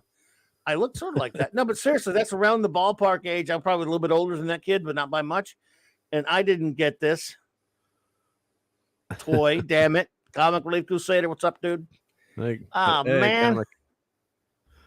I just love this description. I just like that would probably be, like if you tried to post that on social media today or come up with a toy. 70 says, can you restart the show? I missed the beginning. You didn't miss anything, dude.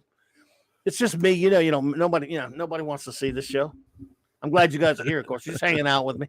Didn't miss a thing. I just yammered on about stuff that I don't even remember. If you'd asked me what I talked about an hour ago, don't even remember. You know me, I'm old and see now. Look at the bendies. Jeez. Well, those are cool. I don't remember these. Yep. There goes the neighborhood. Oh, wow. What? And that's I don't remember these either. Those are cool. I mean, it doesn't mean I didn't see them, but I don't know. I love bendies. Don't remember. Yeah. I don't remember. Zero's the rarest. Yeah. Bend and Flex Superheroes and proposed the format for Star Trek and Kiss. Kellogg says I'm beginning to understand what the prisons for both Castle Grayskull and Snake Mountain were inspired by. Yeah, sure. Michael he's done a couple of videos on those He-Man play sets, the Great Retro Blasting. Yeah, I know he's done videos. He's done a lot of videos on play sets. Yeah, but mostly from like the 80s. This is of course older. But I just don't know if he did a show today in the 90s. I haven't had a chance to watch it, but I want to see that. He did. Yeah, he 90s, was on something. Yeah. He was on the 90s show. So it's the Type 1 body with the metal in the wrist. Yep, metal rivet. Yep, less muscle. They've got bulked up on the Type 2 body. Let's see the female body. They play. No, on Planet of the Apes, we should look at some of the prototypes. magazines. Yeah. Let's see. They have some prototypes here. I thought they had. Was on the top. Let's see. What are you looking for? They had some prototype stuff. I thought too. Let's see. Maybe I'm just accessory check. Go ape. Yeah, it was a big deal back then. Yeah, it was huge. Yeah, we all loved playing with the figures as kids. So yeah, but I wasn't able to get a lot of the figures. I just loved the shows and the movies. I mean, the movies and stuff. All the toys I had were superheroes and just Amigos anyway, and then Evil Knievel and then football stuff. it was big. Yeah, then Evil Knievel took over. It died out kind of quick, I think, but right. But it's obviously of course they remade the movies, and so it's always stayed as a popular IP. Hopefully someday it'll come back to TV if they don't screw it up. Well, no, I don't want any remakes. I'm sick of them. Stop with the remakes. Or new stuff or something new, but yeah. Look at this. Look, they're already doing. Cool. They already have new movies that I can't even get into them. Yeah. You like them? Well, I like some of the new ones. There were some things about them I liked. The last one I didn't think I liked it as much, but the first one I thought first new one was good. Not the Tim. Was it Tim Burton? Tim Burton one was horrible in 2000. I thought. Yeah. I got to admit, Rise of the Planet of the Apes is a fairly entertaining film, and they kind of give some nods to the old ones, but it was okay. It's just not the same deal. And then I did not like the one after it, and I didn't even bother with that last one. But some people like them. Some people like them. It's not really my bag, really. Echo started talking to me. My Echo started talking to me. I don't know why. He's always listening. Yeah. Oh yeah, they got one coming out. Brian says there's one coming out in 2024. Okay. Right. There was yeah. So there you go. Well, the horrifying thing in the New Apes movies, whether it was actually a disease they would get that caused you not to speak and to regress, the humanity. Yes. They were trying to explain why. So that was pretty terrifying. But it also. It's funny how they were trying, in some ways, in Rise, they were trying to at least imply that it was sort of tying into leading to what happens in the 68 film, but it's still impossible because it still contradicts, or maybe it's a new reality because it contradicts what happens with this, at the end of Escape and Conquest. Or maybe not. Conquest apparently supposed to take place after that. So in other words, they were trying to say with Rise that they were explaining kind of how things got started. So you just have to put into your mind that even though Escape takes place in the 70s, and there's the problem, Escape should have taken place a little bit after that, because you're supposed to believe that Caesar, when he takes over in Conquest, is only that's only 20 some odd years later or whatever. Well, it wouldn't work that way. It'd have to be after Rise, so it had to be almost 40 years later, 30 or 40.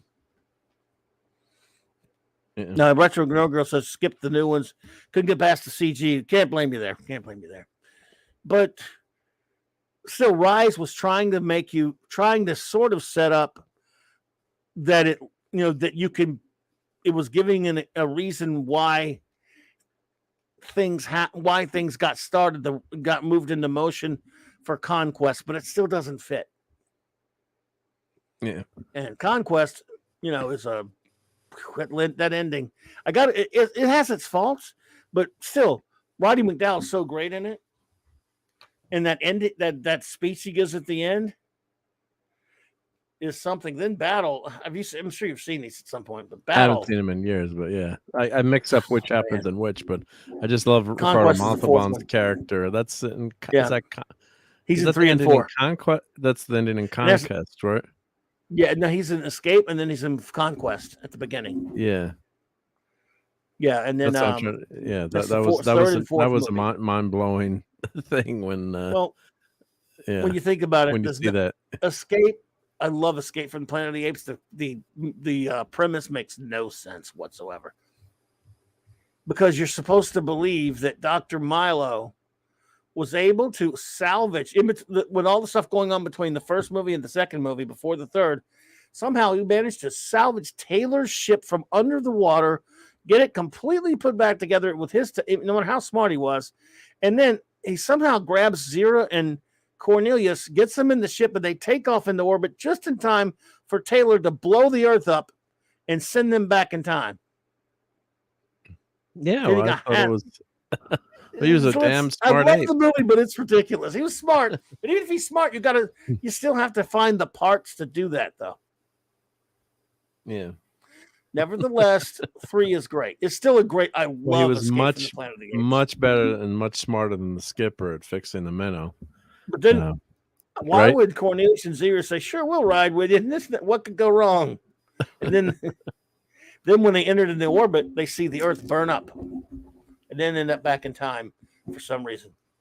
Who cares, though? I still love the movie, but it's like it was the 70s. It was far, but then the movie's so well done, so well written, so entertaining, and even fun. It's the only Planet of the Apes movie that's actually fun. There's some actually fun moments in the first one. Actually, some really good fun moments in the first one here and there, and but it's just different. But that third movie, woo, it's actually fun. Well, you're saying Escape is fun, yeah. Yeah, fool. You got the parts from the Sears catalog. Well, that makes sense. Sears catalog. Conquest is probably the third best after 1 and 3. I agree with you there, classic. The problem with the new Apes movies is that they want you to sympathize with the apes. The attraction of the old ones is you see the horror through the terrified humans' characters. Yes. I think back then they were, because of the way the 70s was kind of a dour time and downer. A lot of 70s movies, if you watch them, especially the science fiction ones, all end in downers. And it's almost as like they are trying to get you to, sympathize with the apes. I remember a buddy of mine who was just about a couple years older than me. He got to go to like a big, when they ran like all 4 Apes movies before they showed the, in a marathon before they showed Battle, the 5th one at something. And he said he was getting mad at everybody because people were always cheering for the apes instead of the humans. Maybe I don't know.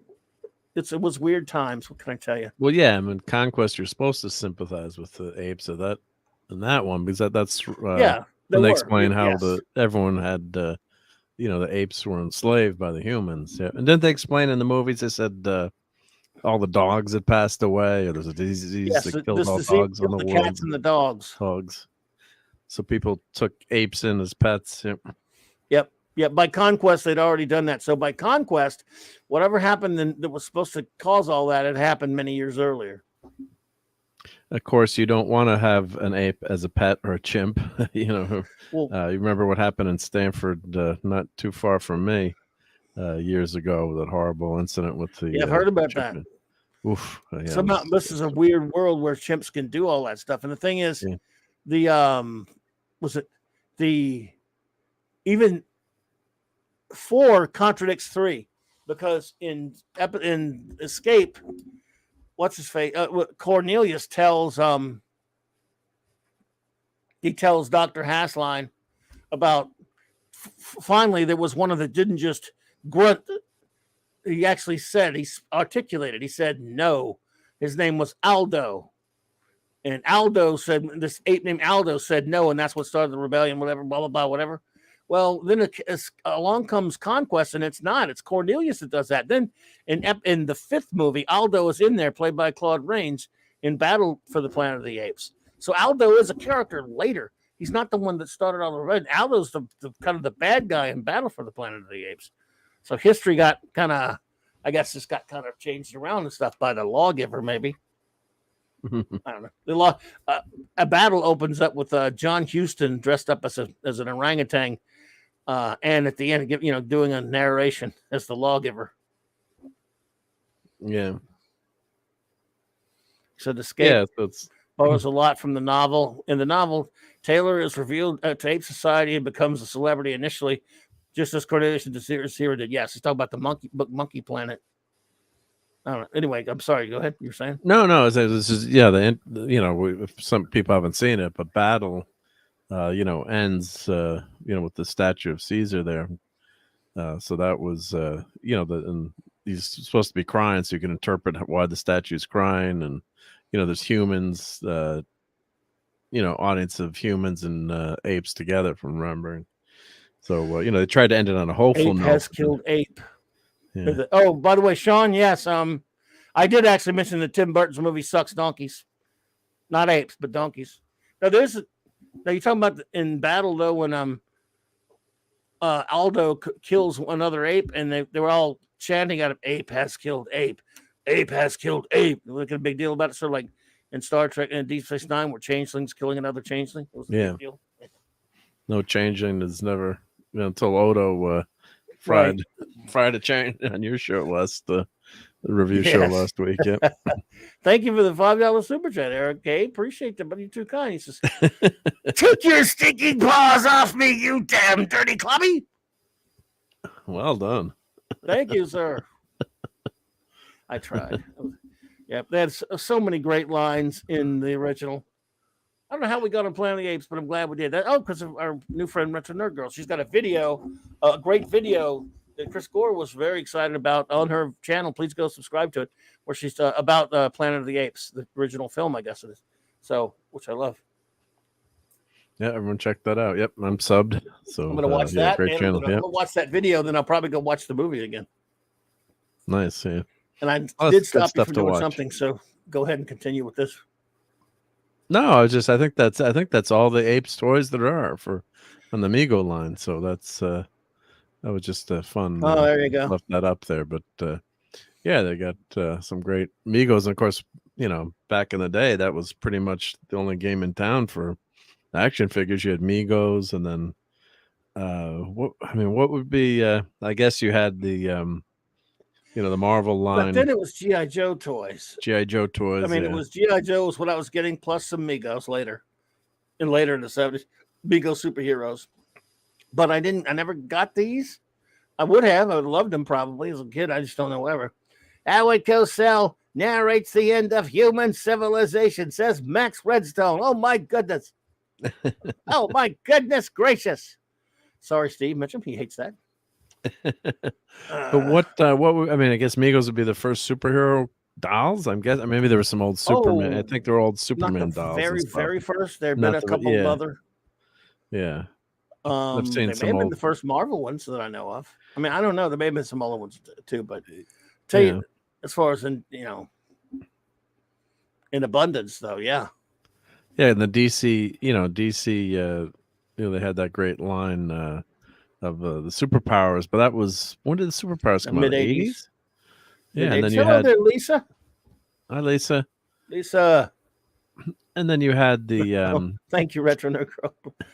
We have a friend of mine that hates that one, but everyone there likes Mike Howard Goes So except Steve. He's not here. Different Steve, not Khalil. Just can't please everyone. Sorry. Go ape. Yeah, the G.I. Joe $6 Million Man. Yeah, I still have mine. I've got to buy the kit to repair his arm, though. His arm, Toy Palloy has a video on fixing it with a balloon, and they sell kits, right. But the arm dries up. Oh, yeah. I think that was another one. They were showing that on the on here one night. Yep. That was another one, by the way. Yeah, that was back then, the $6 Million Man toy. Another one that was one I knew about, never could get. A friend of mine had it. And I only got to mess around with it when I go to his house because I didn't get that one. That was a fun figure. I wanted the $6 Million Man. Yeah, with the arm, you push the button, the arm could pick stuff up. That was great. Yeah. But I guess I'm guessing superpowers for DC action figure line, and also you had Secret Wars for Marvel. Was that the first, action figure non-doll? aka Mego, if someone out there knows, but I'm sure I know they were old. What was the first Marvel and DC quote unquote plastic action figure line? Oh, there were some little ones here and there in the 50s, 40s, and 50s, and I don't know. They had some like little plastic statue type thingies that were similar to the old, toy soldier toys, little things. Yeah, but as far as like quote unquote action figures, Marx did a lot of that kind of stuff. Yeah, I have the Mark's Marvel set, but they're non-articulated. Yeah. Yeah, that's true Not too. articulated though. Yeah, yeah. Yeah. You Captain play with them. Skywalker, what's up, dude? Hey, we What's were up, Captain talking. James C. Skywalker? Oh, it's yes. Hungry Boy says it's funny that Clobby mentioned the '70s downer endings. Raquel watched one for the clubhouse tomorrow. Uh-oh. Yes, Raquel. For those who don't know, we have Clobby's clubhouse that we do on Thursday nights, and which is the same time as this show. And with myself here and Mark here and Raquel, our wonderful first officer, she has been every week has been going through some old science fiction films, very old science fiction films recommended to her by our good buddy Hungry for Mark Turkey's Day. Mark, I think it means Mark's Turkey's Day. My Turkey Day leftovers. For Mark Turkey Day leftovers, but he's of course Hungry Boy, as we call him. We should change his name to Hungry for what would you say? The movie sci-fi movie whisperer for Raquel. Somehow incorporate that into your name. Yeah. Mego Pocket Figures is the first Marvel of DC. Okay. Pocket Heroes. Let's see here. What's it? Maxis. The apes have taken over everything. What about Racine, Wisconsin? Have the apes taken over Racine? I don't know. But yeah, I was same here. Coming that be reached for a further comment. I wanted that $6 million man. Still do. Yeah. You have it. Damn it. I've got it. Yep. That was one of the classics. Yeah. Dear. I never got Evil Knievel though. I wanted Evil Knievel. Never. I had got Evil that. Knievel. We got that plenty of times. But you know what? You know what toy I had to use to compensate for not having Steve Austin? This is ridiculous. But this is the kid's imagination. I love the $6 million man so much. Couldn't get the toy, but I did get the Atomic Man, which was in the G.I. Joe line. Had the guy with the bionic leg and the bionic arm or whatever, or the rope. I don't know if you're familiar with him. What was it called? Atomic Man or something like that? Okay. Can't remember what he was called now. And I just pretended he was. I actually acted like he was Steve Austin sometimes. Okay. The G.I. Joes, when the G.I. Joes were big, gigantic G.I. Joes. Yeah, the full-size Joes. Atomic Man? Why can't I remember what he was called now? Because I'm stupid. I'm old and senile. Damn it. I'm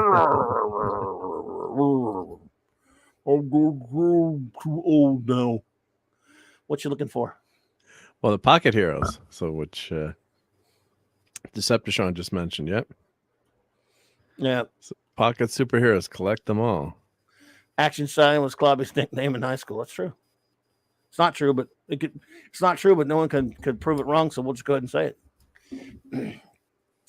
There we go. Pocket Heroes. Yep. Cool. Yeah. I guess, all right. Good catch there. Yeah. Thank you, Sean. I didn't get any of these, but the time these came out, I wasn't buying any toys for a while. And again, this is what you didn't collect.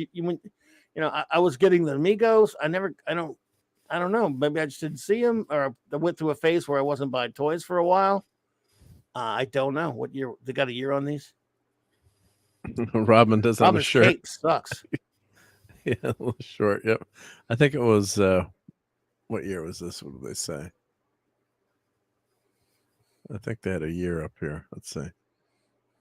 76 through 78. Well, maybe it's just I thought they weren't as good as the Migos. That's probably what it was. I don't remember. I couldn't tell you. I mean, I'm sure I saw them at some point, I guess. Okay, with the stores down here though, I don't know, 3/4 inch, 3 3/4 inch. Well, I don't think those took off until. Wow, that sucks. That Robin's terrible. That sucks. Yeah, until I'm guessing Star Wars were the most popular. And 3 at this 3/4. time, they were competing with themselves. You had the big Migo ones. Well, these would be cheaper. I'm assuming. Yeah, well, they'd be cheaper, but you could get a guy that you could get back then. No one wanted this. I mean, if they'd only had this, we would have got it, and they would have had to fix that S. Look But at how short the cape is. So much better. The cape is too short. Way short. Atomic Man, thank you. Because I got to pull that. I got to find that. And I just loved it. Mike Power, Atomic Man. What in the hell? Is that Luther? What was that supposed to be? I don't know. Is that Jarrell? Red Card Superman. Oh, Jarrell. Okay. Like what's? I guess. I don't even know. Yeah. No, you're right. Jarrell. Yep. Wild. Oh, okay. Wild guess. Why does Superman have Supergirl's Why cape? is there a Yeah. Jarrell? My question is, why is there a Jarrell figure? Yeah, why? There's Luther There's Luthor, yeah. and his purple and green, as Mm. Steve would like to point out. Well, that's why I was wondering if that was with the green for Luthor. Yeah. I had a pocket Batman and Robin and with a Batmobile. What the see Zod? This was run on the movie. Movie, yeah, So yeah. it still had Batmobile. And without windshield, I shoot Batman rubber. Yeah, I did. Why does Superman have Supergirl's cape? I don't know. I'm afraid even I just don't know. There's Spidey. Wow, Spidey's all screwed up. Wait. Go back down a little bit. These Up or up? are these. There you stop right there. Look at Is the it language on Mexican? there. These are knockoffs from other countries. They seem Let's see like what it they anyway. say. Maybe they're not. They've got English on there too, so I don't know. But I don't Oh, it's on remember the ever time seeing them. card. Mego Pocket Superheroes. I guess these are so rare that someone they find one. As I a don't kid, know, I would have Chris. liked it, but the costume's all wrong. Yeah, Joe- red top. Steven says, I had no idea that Jor-El moonlighted as the Riddler. Well, times were tough. Fisher-Price Adventure People were an early small-scale figure line that actually served as Star Wars prototypes. Love those. Says could not be reached for further comment. I tried to ask him another question about it, but I couldn't reach him for further questioning. Well, that's cool artwork. Well, yeah, it's because it's Ramita. Yeah. Well, it's Ramita refined. Junior? Just kidding. Senior. Junior was barely an idea at that point. No, he was alive, but he was very young. I Hulk can't fit in this thing. Her Toys R Us. Look, Oh, I have this. That's see, where that's that in came English. You have this one. There you go. It's from. a I'm pretty pocket. sure I have that figure. Yeah, but that's probably I never knew where that was from, so that's probably what that's from. I like a They're small trying to tie Hulk. in Superman with the movie as best they could with the Jason figures. Couldn't pay the Salkinds outrageous prices. Yeah, there you go. Yeah, So I that guess one- that's Unlike the Spidey figure, that one has English writing all over it. It's got a Toys R Us tag on there. yeah. I think Are you a that's where Toys R Us I kid? have it on my shelf. Yeah, of course, love Toys R Us. Yep. That S is terrible. Yeah, well, they don't. And then, yeah, you're right. The cape is. You're right, Chris. The cape is garbage. Oh, what artist Well, painted a actually- cover, the famous cover with the chains and Superman, and he made the cape too Neil short? Adams. Neil Adams. Yeah, maybe that's what Yeah. happened. Neil Adams. Neil Adams, but it wasn't. Yeah, that was Yeah, it was the one. Yeah, I was one of my all-time favorite covers, but Adams hated it because I think he later went back and fixed it. The sculpt actually looks like the George Reeve, doesn't it? A little bit. I guess it could sort of look like George Could be. Reeves. I guess that's it for the line. Yep. Yeah. I think. Oh, do I have that But Hulk? S sucks. S I wonder if- for sucks. Let me see if I have that Hulk on my shelf. You didn't. I think you showed that once, didn't you? You have an Amigo stretch Hulk? Well, I'm looking. Not the stretch Hulk, but there's this little No, I'm kidding. little action figure. Yeah. I don't know. I have it in one of my boxes somewhere. I think I don't see it up. Don't see it up there. You can never have too many toys, right? But that's one of the, when you Yeah, have, certain toys you remember as a kid, that made it to adulthood, find in a box somewhere. Like, so, well, thank you for that, Sean. Yeah, that's very cool. Yep. There he is. Mike Power, Atomic Man. Yeah, and Steven says, Star Wars started the 3.7 action figure trend, and G.I. Joe ARAH continued, in my opinion, perfected it. Yeah, there's some very cool G.I. Joe. I wasn't collecting those. That was past my time, but as a kid, but yeah, those are super popular. Yeah. Nice. I like the card art, though. What are they, black hole figures? Yeah. Yeah. You could just go through this website for hours and hours Weird. and hours. Yeah. I don't remember seeing the black hole figures back then. I don't remember those didn't either. look. Yeah, they didn't do the robot. I know they've recently done the robots from Black Hole. Yeah, they've done some new figures. Yep. Now this was the line that everyone loved. The Oh, I love how they superheroes. set that up to look like the old Superman versus Spider-Man. Yeah. That's pretty cool. Yeah, nice job. Yep. That is nice. I like that picture. That's well done. Yeah. So this was a kid. This was Oh yeah. this was it. You know. I see again. You could only find the ones you could find most of the time at the store. I would get my grandmother would you know, when it wasn't just like Christmas, it's like going out and getting spoiled by your grandmother, like you know, like many of us did anyway. 9 times out of 10, it was easier to find Superman, Spider-Man, Batman, Robin. I found Captain Marvel a few times. Yes, it says Shazam on the box, but it's still Captain Marvel. Yep. Found Aquaman a few times. I think I found Captain America once. I could never get Tarzan. So you got Tarzan there. We never could get Tarzan. Never could find Conan. Never could find any of the Fantastic Four until much later when I ended up getting Reed and Johnny once. I still have them, really crappy ones. But never could find the Thing or Sue. Like I said, couldn't find Conan or Thor with their Barbie hair. But got a few of them though.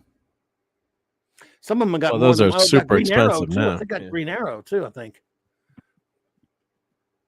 Can't believe they never did Green Lantern, but later in the '90s they did one that was similar to Amigo, like that I ended up getting.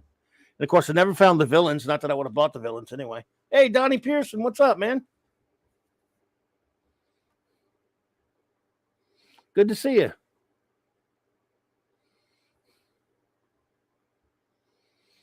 Yeah, Hulk. I don't see Hulk on there, but he's found Hulk all the time.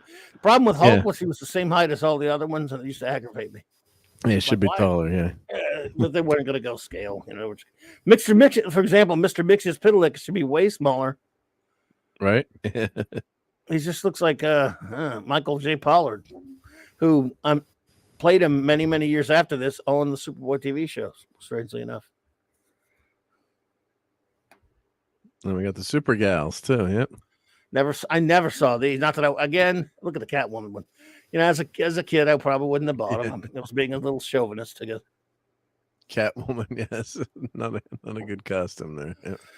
I don't know if I guess Brian Bolland one. They probably weren't put in the same section where I was looking. If you know what I mean. Well, I mean, or they just went in the store and say we don't want any, right? You know. I mean, the stores probably didn't. I mean, I'm sure they carried them, and some of them. Yeah. You know, I don't know. Look at this. I never got to see these Western ones. I would have bought them. I would have got some of these. I remember the superhero ones, but the Fantastic Four ones. I don't remember seeing those in the store. So, no, me either.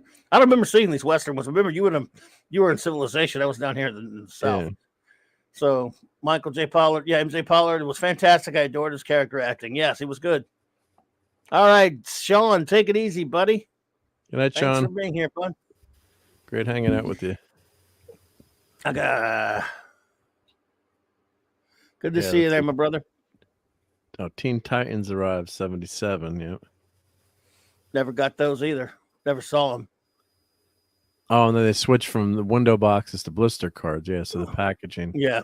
So these are the old boxes. Yep. And then they went to the. I like those Western ones. Wonder what they look like. Those are yep. Cool. Yeah, badass. Davy Crockett. Yep.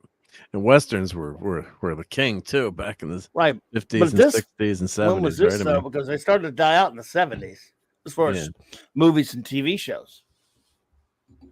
I love them, but I mean, wow, crazy stuff. Look at that bag. Oh, that's cool. Yeah. He goes, where the hell did you get that bag? That's a cool find. I would have wanted that. Someone found a bag somewhere of Mego bag. Wow. Be great to make a framed artwork out of that, or if you had the original artwork, I'm sure you could recreate it. But taken off of a Neil Adams Superman. Yeah, the cape is kind of short there. Yes, it is. He had a problem with the short cape. He did it though. Yeah. he was the one that complained about it later. Yeah, Kal-El, Supergirl was wearing Daisy Dukes. Yep, in the picture. Yeah. And they had that Barbie hair. Now that Catwoman was really one tough to get. See, look at Hulk. He's like tiny. And look at the thing with this dumb. Why could Hulk be like bare skinned? But the thing, they couldn't have just made his skin orange. They had to give him that dumb cloth outfit. I hated that. I really hated that when bad. I saw that. But Johnny they had too. They did with Johnny too. Yeah, so it saved money. I have Johnny and Reed. They're not in great shape, but we went to, back in at some point in the mid '90s, I think, at some it was like some outlet store, not a KB or one of the KB. I forget what it was. I went to this store and there were 50,000 of them. I mean, there were a whole ton of Johnny and Reed, but for a few bucks. So I bought one of each, of course. But you didn't buy duplicates, right? I don't think so. No, I just bought one of each. Otherwise, I was just aggravated that they didn't have send them to Ben me. and I'm Sue. just kidding. And they're not in great shape. And Johnny's faded. He faded, yeah. His head Fire faded. does not burn. His head fades. His head's orange now. Yeah. Claude could fix that. Yes, he could. He did it before. He's done it before. Spider-Man's the best. I still have my Spider-Man. I just did a short on Spider-Man's. Yeah, that's right. I saw that. Everyone Yeah. on Mark D's channel, he's got a great Spidey video, like a short video. very short. Robin looks great though. Like I said, I would get Batman and Robin all the time. I have Batman and Robin. I can't find them. I don't know where Superman they looks are. great. I'm trying to find them, and I don't know where they went. They're in a box somewhere. I found my $6 Million Man, but I have. Damn you! They were at my grandmother's house for the longest time in a box, and I You want to see gotta Atomic Man? this. Have you seen Atomic Man? No. This was my substitute because I couldn't get the $6 Million Man. Was it Mego or is it No, it's G.I. Joe. J. Joe? Okay. So it means Hasbro. Let's see. He had obviously, I guess he was kind of a rip. Good night, Max Redstone. Hope you're feeling better. Max, take it easy, buddy. Feel better. See, he had the transparent legs and shit. Ah, okay. There, I get you where you could say he's a Bionic Man. Yeah. And the leg and the arm. See, my problem with the So, Bionic to me- Man was He was my $6 Million Man. if the $6 Million Man is picking up like a car or something, the arm is going to get ripped out of his socket, right? Unless he's got an exoskeleton that's metal. You know, you could jump from a tall building. Well, I guess you could absorb the forces, but anytime he's lifting or doing something with that arm, I mean, your shoulder can't handle your rest of your body can't handle that weight. I mean, the arm could, but There's a nuclear I guess I thingy asked too inside of many his arm. questions. He Yeah, thinks but it would the put, forces, you're saying it would put pressure on the rest of the body.